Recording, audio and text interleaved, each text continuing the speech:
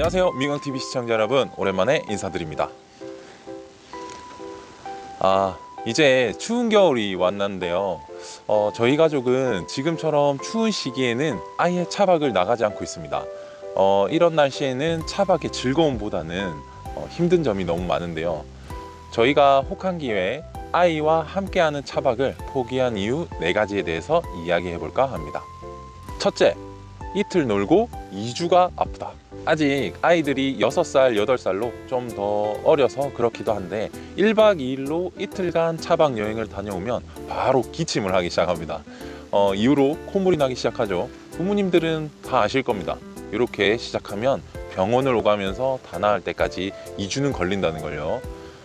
노지 차박을 가면 샤워를 아예 못하고 캠핑장을 가더라도 너무 추워가지고 씻는 것이 원활하지 못해서 세균에 감염되기도 쉽고 조금만 야외에서 놀아도 감기에 걸리기 십상입니다.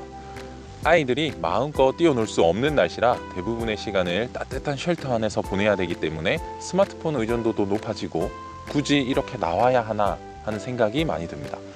가족들과 차박 여행을 하는 가장 큰 이유인 우리 아이들이 아프면 또 속상하기도 하고 2주 정도는 몸고생, 마음고생을 해야 되기 때문에 과감히 포기하는 것이 마음이 좀 편한 것 같아요.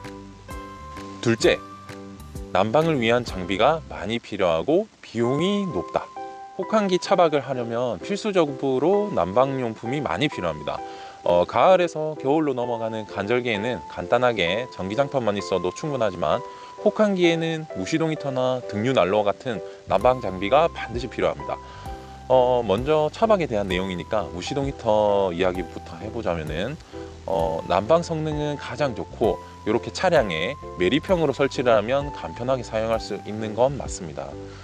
하지만 히터 사용에 많은 제약이 따릅니다. 일단 노지나 캠핑장에서도 차량 가까이 다른 사람들이 있는 경우에는 그 무시동 히터 가동할 때 목탁 소리가 굉장히 거슬리고 또 배기구에서 나오는 연소가스 냄새가 상당히 민폐입니다. 캠핑장이라 옆 사이트가 텐트라면 냄새가 다 들어갈 수도 있어요. 정말 마음이 불편해서 제가 잠이 안 오더라고요.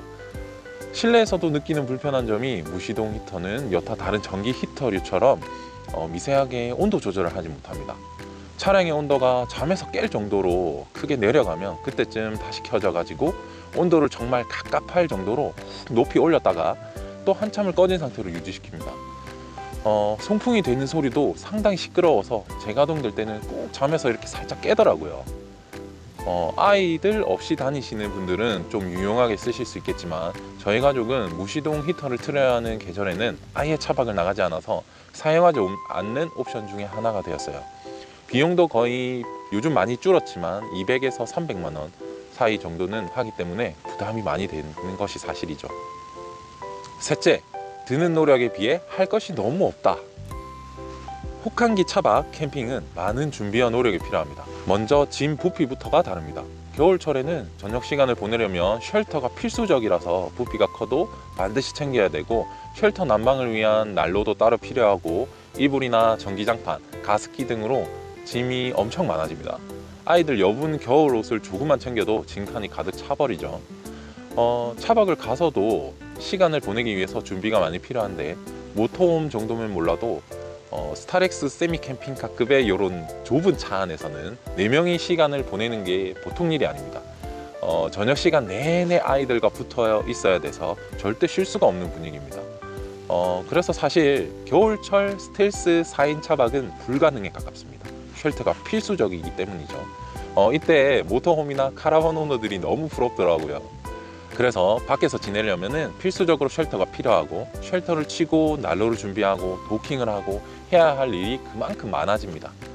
그런데 그렇게 열심히 세팅을 하더라도 밖은 추워서 결국 쉘터 안에서 시간을 보내야 하는데 이렇게 막 왕성하게 활동하는 아이들은 실내에서만 시간을 보내야 되기 때문에 심심해하는 경우가 많습니다. 이럴 때 보통 스마트폰을 쥐어주거나 TV를 틀어주실 텐데요. 열심히 준비해서 놀러 갔는데 그냥 폰만 보다 오는 거죠. 그럴 바에는 당일로 박물관이나 농장 같은 그런 체험형 컨텐츠를 찾아서 열심히 아이들과 놀고 저녁에는 숙소나 집에 가서 편히 쉬는 게 더 낫다는 생각을 하게 됐습니다. 넷째, 아주 희박하지만 일산화탄소 중독의 위험에 노출될 수밖에 없다. 겨울철 이맘때쯤 뉴스에서 끊임없이 나오는 캠핑 중 난방 장비에 의한 일산화탄소 중독 사고를 보면 정말 끔찍하지 않을 수 없습니다.